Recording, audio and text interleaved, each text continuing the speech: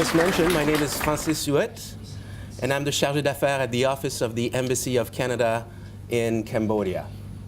Although my name says I'm Francis Huot, I'm not Cambodian, as you can see.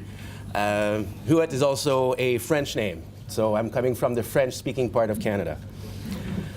Thank you for the opportunity for me to say a few words this morning at this very important event, and we're very happy to be collaborating with Ms. Lee in order to hold this event this morning. So, promoting respect for human rights as set out in international law is a priority for Canada.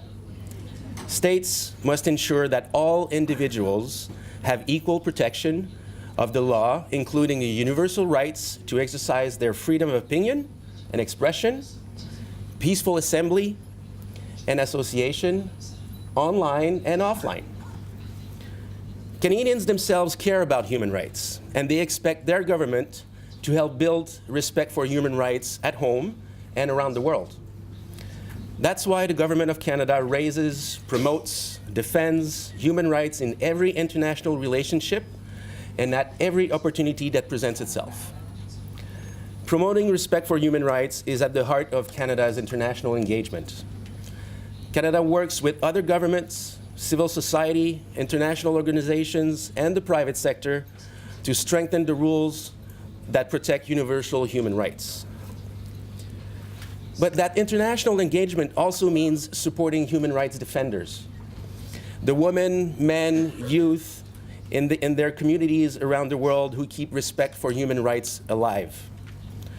This includes our work supporting human rights defenders, helping LGBTI community, working to the end of death penalty and torture, advancing the rights of persons with disabilities, and promoting and defending the rights of girls and women.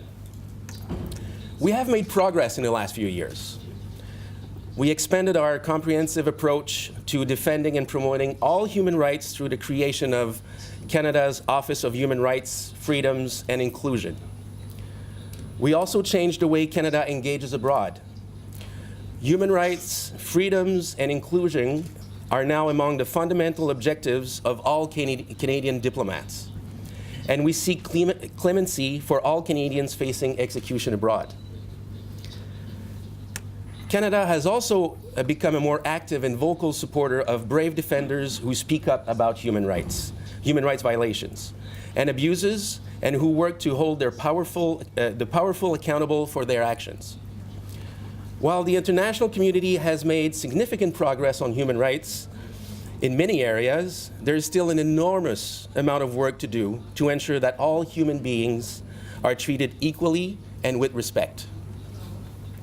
Within our own borders, there is still a lot of work to be done.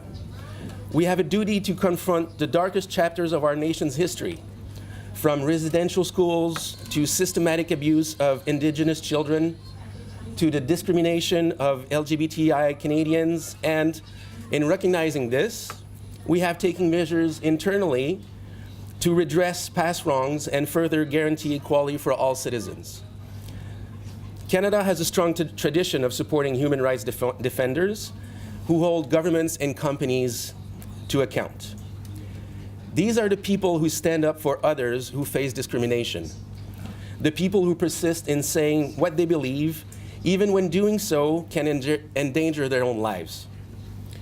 Human rights defenders play an important role in promoting and protecting human rights at the local, national, regional, international levels by collecting and disseminating information, by calling attention to violations by states of their obligations to promote and respect human rights. Human rights defenders are active in every part of the world, in those states that are divided internally by internal armed conflict, as well as states that are stable, in states that are non-democratic, as well as those that adhere strongly to democratic principles, in developing countries as well as developed economies. The work of human rights defenders can bring many benefits to their communities, from helping to make governments more accountable, to protecting vulnerable communities from harm, to enhancing respect for rights related to economic participation.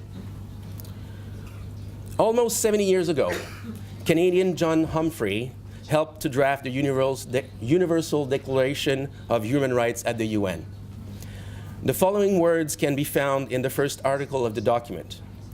All human beings are born free and equal in dignity and in rights.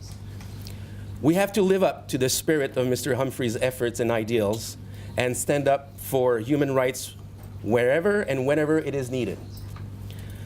As human rights are central to the achievement of sustainable development, peace and security, we must always endeavor to do better and be better in our careless pursuit of equality for all.